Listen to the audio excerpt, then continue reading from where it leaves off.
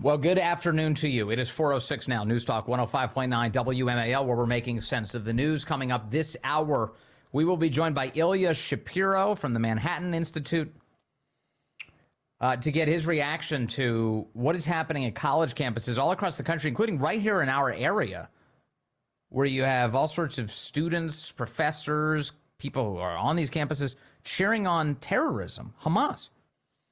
How did this all happen? And now you're watching a bunch of rich people try and back away from it. Oh, I'm not going to support this campus right now. Why were you supporting them to begin with? You knew this was happening. Why all of a sudden? It's amazing. And then at 5 o'clock, James Lynch is here from the Daily Caller with updates on what we're hearing from the man who's supposed to be prosecuting Hunter Biden. The truth is coming out. You can join us today at 888-630-9625, 888-630-WMAL. Speaking of the truth, my next guest, part of his job, the whole job, seems to be digging for that very thing. He's the president of Empower Oversight. Tristan Leavitt joins us now. Tristan, good to have you with us. Thanks for having me, Vince. Tristan, a really important story here that your organization has been digging up, and I swear to you, it is not getting the attention it deserves. Senate Republicans this week say they are now investigating allegations that the United States Department of Justice has been spying on the United States Congress. What can you tell us? Well, this really all, in the most recent iteration, dates back to information that my partner, Jason Foster, received. So Google notified him that when he was Senator Grassley's chief investigative counsel, he and I both used to work for Senator Grassley, and I had left by that point. He was notified that early in the beginning of the Trump administration that there was a subpoena received by Google for his records. And it's clear that they received subscriber information there from them. And so we've now pieced together, some idea of what this relates to. It appears that it was at a time when Senator Grassley was starting to investigate the leak of the Carter Page FISA request, and we have dug up information surrounding that. Of course, this was in the news a few years ago a couple of times. First, because ultimately it appeared that Senate Intelligence Committee staffer James Wolfe was the one who was ultimately responsible for the leak, and then thereafter, because at the beginning of the Biden administration, Adam Schiff also came out and noted that it appeared that his records had been requested. So it seems that the Justice Department early in the Trump administration just cast a very wide net for Senate staff and members and House staff and members to try and figure out who this leak came from. And we think it was very inappropriate. So there's nothing normal about this, is there? At least there shouldn't be. The executive branch spying on the legislative branch? Yeah, that's right. And, there's a couple of different issues. One of them is that, first off, as a co-equal branch of government under the Constitution, that's inappropriate. Even disregarding that, the Justice Department has protocols for when they seek the communications of attorneys. And it appears that all the individuals whose communications were sought were attorneys. So DOJ, even if they missed the constitutional implications here, also disregarded their own guidance for requesting attorney communications. So it's extremely problematic. It's also very problematic that it was delayed for so long in being released. So it appears that the Justice Department under both the Trump and the Biden administrations continued to renew the non-disclosure orders such that it's only now that Jason Foster got this notification when this happened several years ago. And Jason has not been accused of any sort of crime by the Justice Department, has he? He wasn't engaged in anything that you would say was illegal activity. His sin, as far as I can tell, was he was involved in investigating the executive branch, so they decided to turn their weapons on him? Yeah, that's right. So he was one of many staff that it seems that they sought. It seems like what they were trying to do was to figure out, looking at the universe of all staff who had access to this information about Carter Page. Empower Oversight filed 2 different FOIA requests at the end of October. And of course, one of the main questions that we have is whether the executive branch also sought after the communications of executive branch staff who had access to this information. Because if not, then clearly they, then that takes it from, okay, there was a leak of classified information. You have to run that down to this was a fishing expedition. Because if you really wanted to get at who leaked it, the universe is a lot wider than just the congressional staff that had access to it.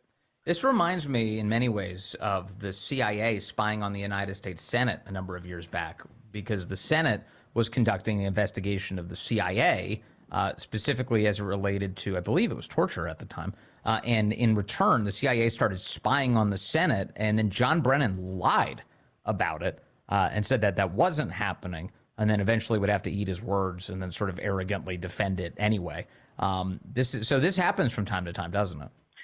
That's right. And I would say that this is significantly worse because at that time, when Feinstein's staff were compiling that report on waterboarding, they had agreed to a number of conditions, and some of those, surrounded. I'm not saying that what happened was right, the access to their information, but they had gone on to executive branch, intelligence community property. They were using their computers. They really had agreed to a lot of conditions. And those were part of how it was that the CIA came to access that. In this case, there was no such thing. They sought out the communications of legislative branch staff, and to me, that's just such a dramatic, shift, elevation, if you will, in them prying into the affairs of another branch, doing oversight of their own work. So, are Democrats in Congress who were subjected to this? You mentioned Adam Schiff. Are they exercised about this? Are they joining forces with Republicans to try and put the Justice Department in check? So I know that back in, like I said, it was in 2021, and it's both Congressman Schiff and Adam Swalwell whose communications had been, there had been requests for those. Right now, the follow-up, the oversight that I've seen has come from House Republicans and from Senate Republicans. I haven't had communications myself with any of them. Again, we put out our FOIA request, and I know Jason, my partner, has been, busy trying to answer questions from a lot of different quarters. But so I haven't seen any evidence right now that Democrats are following up on this, but they should, because again, this is a matter of one branch under the Constitution, intruding on the affairs of another. It's not a partisan thing one way or the other. Yes, that's exactly right. And in fact, the legislative branch is supposed to have oversight of the executive branch, not the other way around. Precisely. Well, and they were exercising that oversight. Again, to be clear, the whole way that this came about was because all the people who had access to this information were people who were conducting oversight of whether the FBI had improperly relied on this information. So they were right in the midst of that oversight, and this was the mechanism that the executive branch used to fight back. So in other words, are you concerned? Should members of the Senate and their staffs, and the House for that matter, should they expect that it could be the case today that the Justice Department is spying on them? So there's guidance that was put out just in the last week or so. I think the date, again, it was just in the last week or so, and it was an update on what requirements there are. Basically, all that it said was that the Public Integrity Unit within the Justice Department has to sign off on it. So I do think that Congress needs to take further steps. If, and you can envision scenarios where there need to be leak investigations, of course, right? It's very, very important that we protect classified information. So some of the mechanisms that could be put in place are to ensure that if there is any sort of monitoring or request for communications like this in the future, that the Justice Department has to notify the leadership of Congress.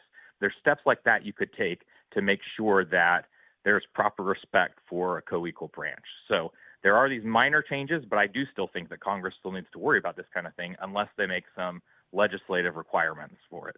Yeah, this can't be done in secret. This is like straight up Soviet. You have to be communicating with people and do this on the up and up. What comes next in terms of digging into this, if anything? Is there any more that Empower Oversight, your organization, is doing to try and figure out what else is going on? So we have these FOIA requests. We'll see what information comes from the House and Senate requests. And of course, we're going to be digging in with the, communication providers. So one of those is Google. There are other phone providers that, for instance, Jason Foster used at the time. And so we're trying to figure out if they also submitted requests to those other people.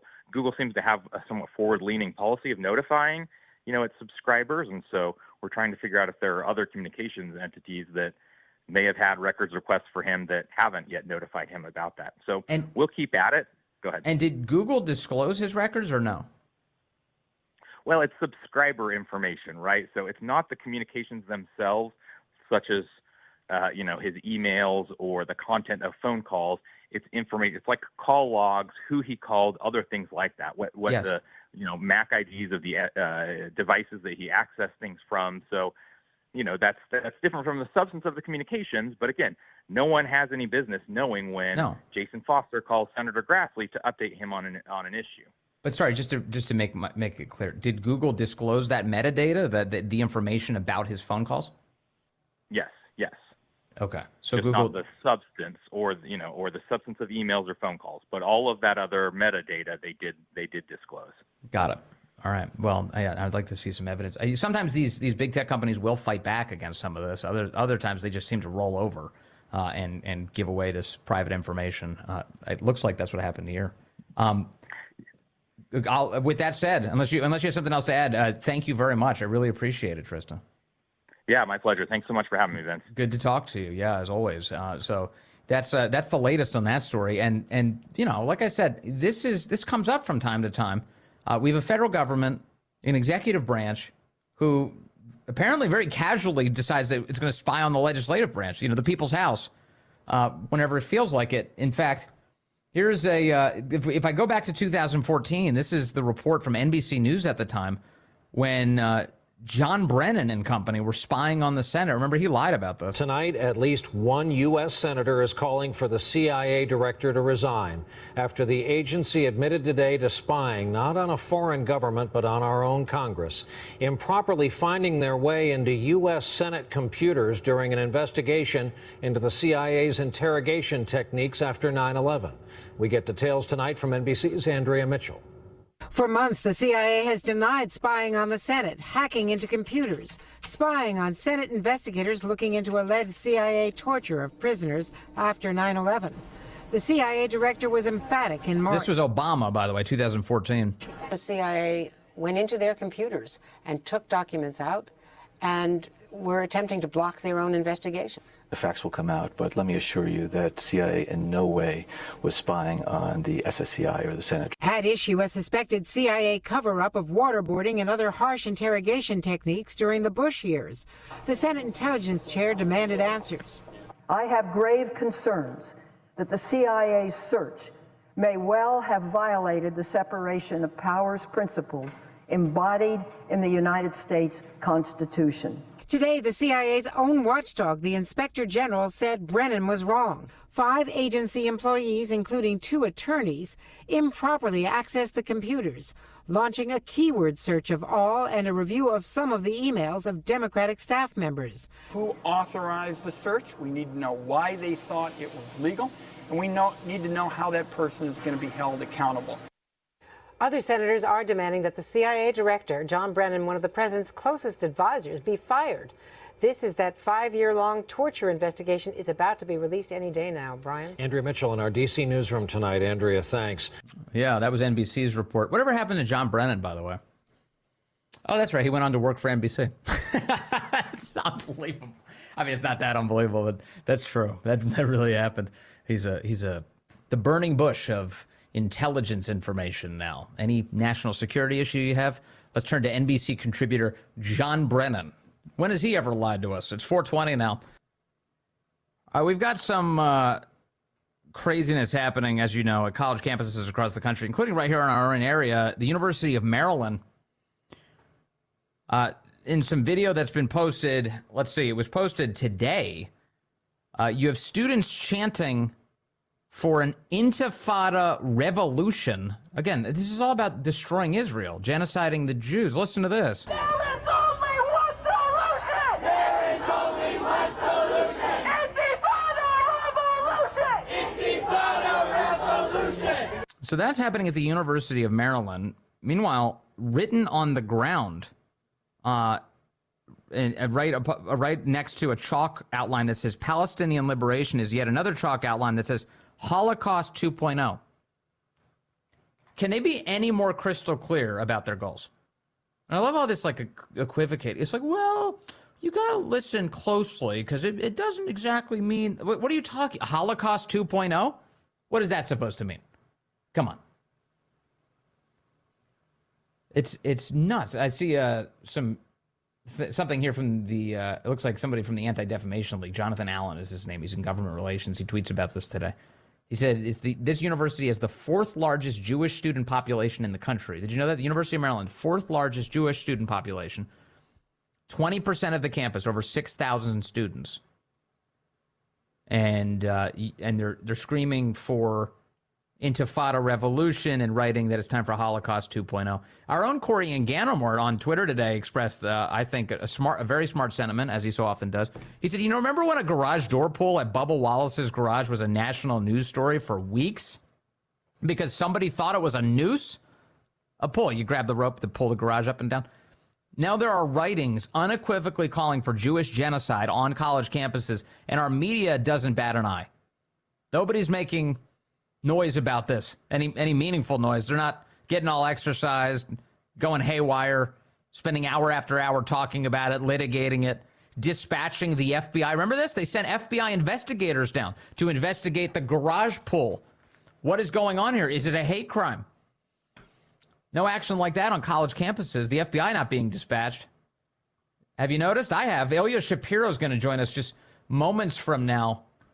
He's with the Manhattan Institute. He was at Georgetown. He's got a lot to say on this subject and so much more. That's ahead.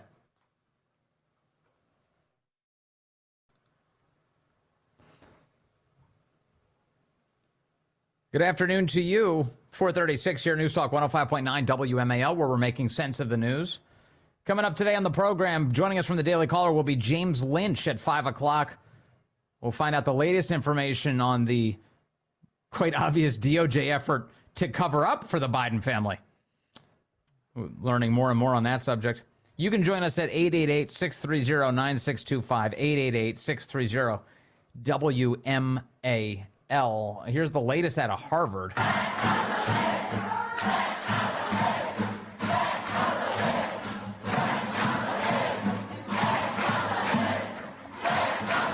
More anti-Israel demonstrations at colleges, universities across the nation, including Ivy League institutions. Providence police detained 20 Brown University students at a large anti-Israel rally this week on Wednesday, according to WPRI, a local news outlet. The student group, calling itself Brown U Jews for Ceasefire Now, led the demonstration. Involved chanting, praying, and a sit-in inside the university's main administration building. The university kept giving trespass warnings. They eventually led to arrests. But that's among the more peaceful of the events that have taken place at universities across the country, where we've actually seen some violence, aggression, and certainly anti-Semitic remarks and inscriptions, including at the University of Maryland today, where you had someone write Holocaust 2.0 on the ground in support of a genocide for Israel and the Jews there. For more on this, let's turn to Ilya Shapiro. He's been watching all of this develop through the years. He's a senior fellow and a director of constitutional studies at the Manhattan Institute and a former executive director and senior lecturer at the Georgetown Center for the Constitution. Ilya, good to have you back with us, sir. Thank you. Good to be with you. I mean, all of these developments raise questions about the limits of free speech, but that's not the way to frame this stuff because, first of all, a lot of this is not about speech. It's conduct. You mentioned trespass. You mentioned violation of various university rules. There's a lot of the activities that are going on in certain chapters of Students for Justice in Palestine, for example, that are being suspended by Brandeis and Columbia and all of the University of Florida system because of their conduct and because of what they're doing to violate established policies.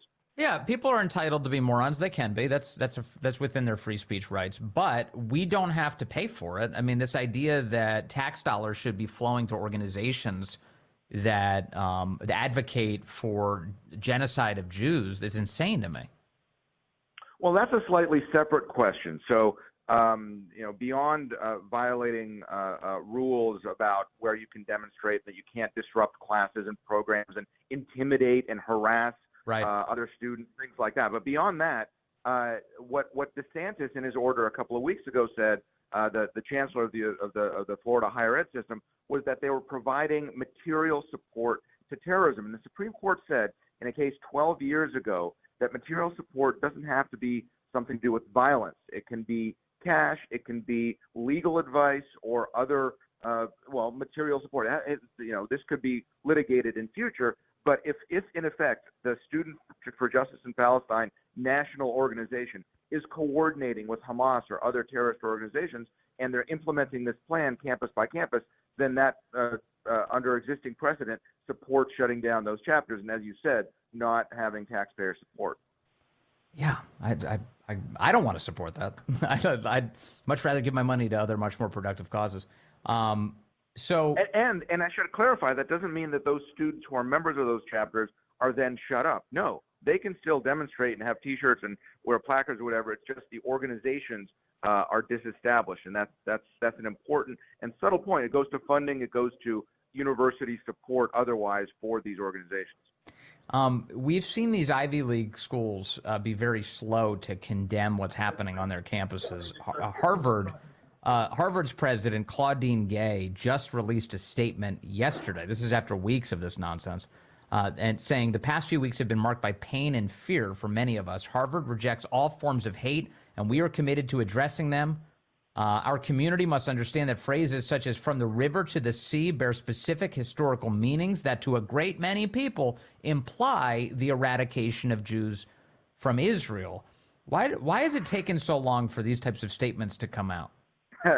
Well, it's not just that it takes a long time. It seems like there's a new statement every week as they have to mop up and clarify and have another committee with lawyers tell them exactly what they need to say to make themselves look better. It's because at base, their principles based in the DEI regime don't count Jews as worth protecting.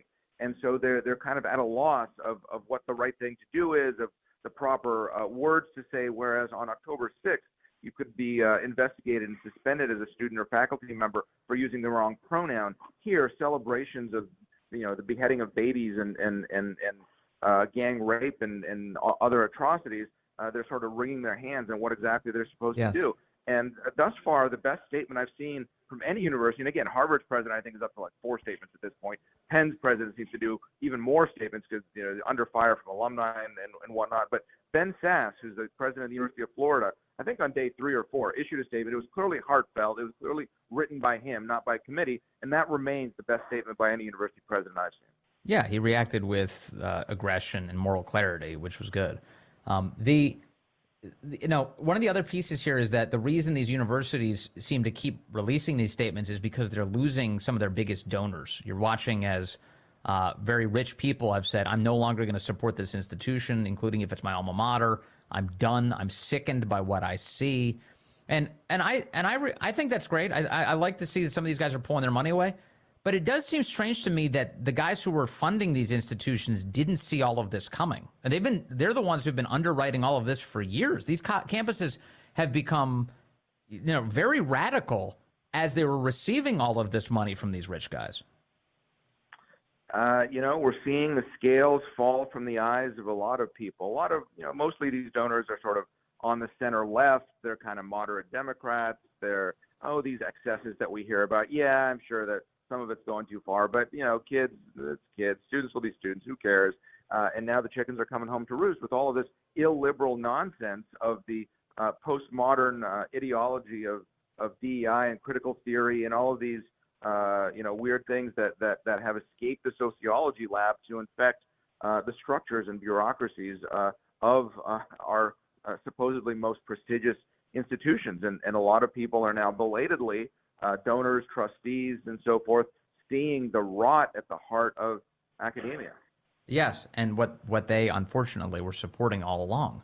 So, I mean, part of the coverage of all of this is I do see, especially a lot on conservative media, people pointing out that, oh, wow, isn't this great? These guys are pulling their money away from these institutions. But I'm sitting there going, they're the ones who funded it in the first place. And it's just amazing to me that everyone's acting so surprised. Like all of a sudden, oh my God, Rashida Tlaib's anti-Semitic? This is not news. We've known this for years. It's just the clarity of it is so obvious in the wake of the terror attack on October 7th. Well, I mean, there can be no greater demonstration of evil than what happened, than what Hamas perpetrated. The biggest loss of life, the biggest barbarism committed against the Jewish people since the Holocaust. That's what that is what it took to have some, not all, still people realize exactly what's going on. Because look, these demonstrations that make the front page news, especially of conservative outlets, they don't represent the majority of students or administrators, probably the majority of DEI administrators. That's where a lot of anti-Semitism is based. But The problem is the central administrations are placating these radicals, have placated them for so long, and they generate the feeling that this liberalism is the dominant force, and nobody is going to go against it for fear of being perceived as politically incorrect and called racist and all this stuff. So finally, people are calling out that the emperor has no clothes. Yes. We're very much at an inflection point, and we're by no means out of the woods. We're in the I'm mixing metaphors, in the eye of the storm here. But if anything, if there's any hope for academia whatsoever, if we're not past the point of no return, this is the grisly, awful event that could disrupt the previous trends. Yeah, I hope you're right. I hope this is rock bottom and it's only up from here. But as my producer Corey pointed out earlier, you've got on the ground at University of Maryland this week somebody inscribed Holocaust 2.0. Obviously endorsing Hamas's attack on Israel. And when you see something like that, compare it to the way that a race car driver a couple years ago, they had a garage door pull that detached inside of his garage. The race car driver is a black guy. And the FBI dispatched agents to investigate whether or not a hate crime was committed. It was wall-to-wall coverage across the national news. Meanwhile, Holocaust 2.0 gets written on the ground, and I think it's just the occasional conservative radio show that's mentioning it today. Yep. Or we don't want two states. We want 1948, meaning no Israel.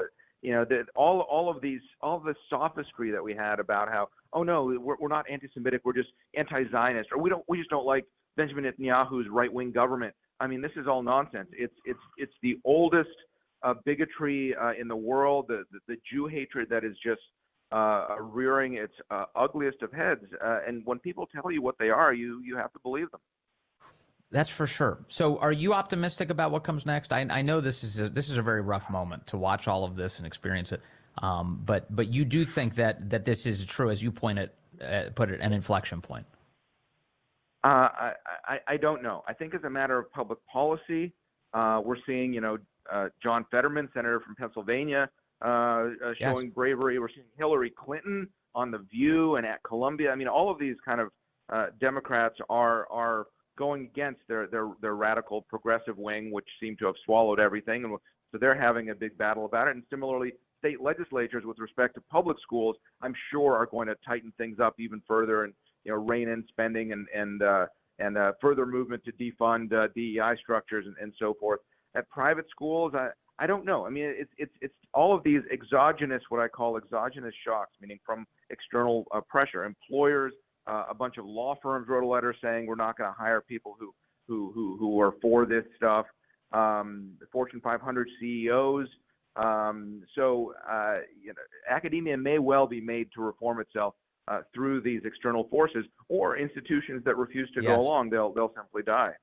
Well, there is a troubling feature of all of this. It's like they keep repeating the same mistakes they made in the past too. Because that letter that I read from the Harvard president, later in the letter, she indicates that the organization that will now be tasked on campus with confronting all of this anti-Semitism is the Office for Equity, Diversity, Inclusion, and Belonging. Yep. So the same racially prejudiced institution that's been causing so much trouble in the first place is now tasked with fixing this. Yeah, it's the, oh no, the foxes are getting into the hen house. We better, tell the foxes to police themselves. It really is, well, I mean, the thing is, earlier, I think Harvard and some other places had started task forces on anti-Semitism because they knew that the office that's supposed to be dealing with, belonging and inclusion and whatnot, the DEI office is against efforts to make to remedy anti-Semitism as well. So there are a whole lot of structural problems involved there, and it's tied university administrators up in knots about how to handle speech, how to handle the enforced protest rules. Are we supposed to punish students? All these things, because they've been living in this paradigm that the world has shifted 5 weeks ago. How about fix your admissions process? How about that? Bring in students who actually want to be educated. No, admissions officers. You see this. I just wrote a book. It's coming out in the spring about law school, specifically legal education and the illiberal trends there. But admissions offices are looking for activists. Not just, it's not that they're looking for like the most radical types, but just show me in your essays that you want to change the world more than that, you believe in the rule of law and you want to, enter a respectable profession or what have you. They're sorting for activists, and that's what you're getting at moments like this. Yeah, they were looking for radicals. They found them. That's for sure. That process worked. They got them into the schools. Ilya Shapiro, thank you very much. Great to talk to you as always, sir. Let's go to line 2. Mike calling in from Frederick. Mike, good afternoon. You're on the Vince Coglianese Show. Good afternoon, Vince. So thank you for taking the call. I know you're up against the hour. I'll make this quick. Sure. What I'm seeing transpire in our country reminds me of something written in the final days of the Third Reich by Pastor Martin Niemöller, looking at the situation in his country. He said, first they came for the communists, and I didn't speak out because I wasn't a communist. Then they came for the socialists, and I did not speak out because I was not a socialist. Then they came for the trade unionists, and I did not speak out because I was not a trade unionist. Then they came for the Jews, and I did not speak out because I was not a Jew. Then they came for me, and no one was left to speak out. Where are people speaking out against this horrendous situation? I don't hear or to see it. Yes, exactly right. I mean, if you may not be Jewish, but boy, you can detect the moral clarity that's involved here. You should be speaking out because we have a country to save, don't we? I mean, this is kind of the theme really of the last 2 hours and certainly of our show in general. We see all these atrocities and then we're wondering, where is everybody? How are we the only ones who are seeing this and saying anything about it? I don't know. It's amazing, Mike. It really is. Thank you. It's a good reminder. By the way, that poem is also, I believe, at the United States Holocaust Memorial Museum as well. Yes. And rightfully so. This is an amazing moment we're all living through, Mike. I hope we can come out of it with the right lessons learned in an improved country. I really do. I pray for that all the time. Mike, thank you. Yeah. Amen. And thanks to all my brother and sister veterans on Veterans Day. God bless you for that. That's such a good point. As always, we can't say it enough. It is so nice on Veterans Day to honor the people who've sacrificed so much for us. We live in a culture that is so self-centered and so narcissistic, and everybody's attending to everything about them at all times. What's my Instagram filter going to look like? What does my picture look like? Am I, being sucked up into all these things. And we've got men and women all around us who have gotten outside of themselves and sacrificed for their country and deserve that recognition. This is why we even mark Veterans Day to begin with. So God bless them for that. Amen. Thank you, Mike. All right. Hey, coming up here on the program, we've got quite a bit coming up for you. We've got James Lynch going to talk to us here about specifically the testimony of U.S. Attorney David Weiss. Now, special counsel David Weiss. He's the guy who's supposed to have been going after the Biden crime family and everything that they were involved in. And yet, over time, what has happened? We haven't seen SWAT teams locking down regions of Delaware or the area around the White House or areas of California in pursuit of the Bidens. We haven't seen any of that. No.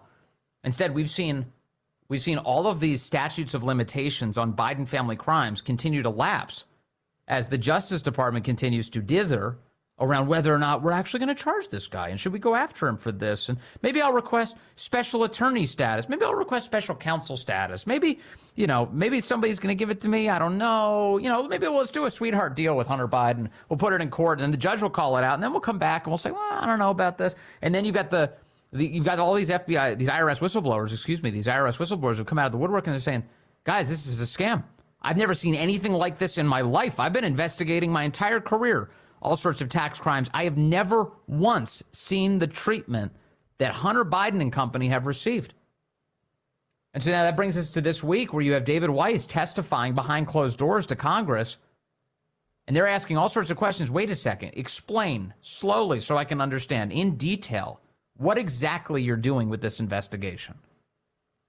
Well, we have some answers. A lot of word games out of the United States Department of Justice, but the truth is coming out.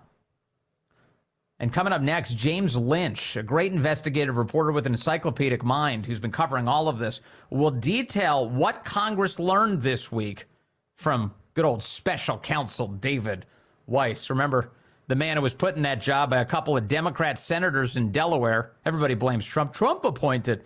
No, it was those Democrats in Delaware who hand-selected this guy. And they're getting their money's worth, aren't they? It's 5 o'clock.